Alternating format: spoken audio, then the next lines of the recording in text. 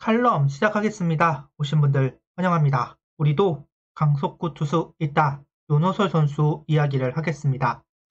20시즌 개인 성적 커리어 하이를 기록한 윤호솔 선수입니다. 1군에서도 커리어 하이이고 2군에서도 커리어 하이입니다.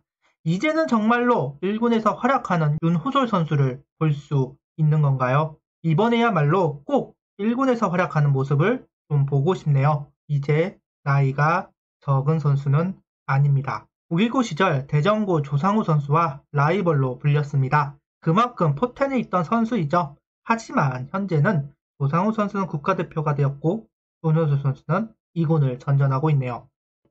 3년 NC 우선 지명으로 프로 입단하였고 전범모 포수와의 트레이드로 한화에 오게 되었습니다. 당시 박종훈 단장은 재활 상태에 있는 선수이지만 단기적으로 선발감이라 보고 당장 쓸 수는 없어도 감수하고 데려왔다 이야기했습니다. 보통 수술을 하면 100% 회복하기까지 3년 정도가 걸린다고 합니다. 그럼 18시즌 수술을 했으니까 21시즌이 3년이 되는 해입니다. 어찌 보면 이제야 제대로 공을 던질 수 있는 윤호솔 선수가 아닐까 싶은데요. 메이저에서 관심을 받았던 초고교급 선수, 이제 1군에서 팀의 중추 역할을 해야 합니다. 퓨처스 기록은 16경기 2.30의 평균 자책점, 1승 2패 1세이브 1홀드, 15이닝, 17탈삼진, 4개의 볼넷, 피안타율은 2할 4푼 6리입니다. 이 기록을 보면 너무 기대가 되는 것은 사실입니다. 특히나 17개의 탈삼진을 잡는 동안 단 4개의 볼넷만 내준 점이 상당히 고무적이네요.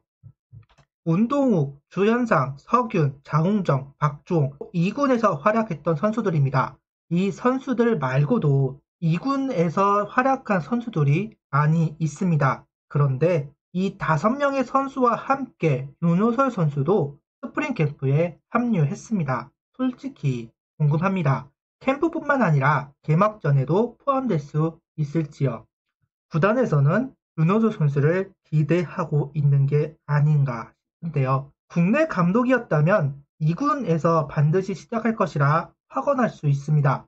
근데 외국인 감독이기 때문에 개막전 포함되지 말라는 법도 없는 것 같은데요.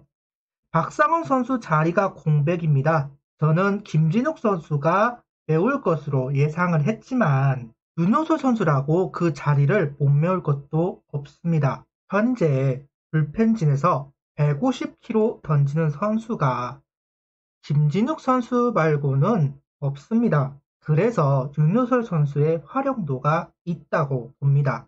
다만 걱정되는 건 윤호솔 선수의 속구 이미지가 너무 높다는 것입니다. 아예 변화구는 제외하고 속구만 컨택하는 모습이 계속해서 보여지고 있는데요. 아무리 좋은 속구를 가진다 해도 노리고 치면 답이 없습니다. 이게 1군 평균 자책점을 오르는데 지대한 역할을 합니다. 그럼 구위와 구속이 반드시 필요하다고 보는데요. 힘으로 눌러야 하기 때문이죠.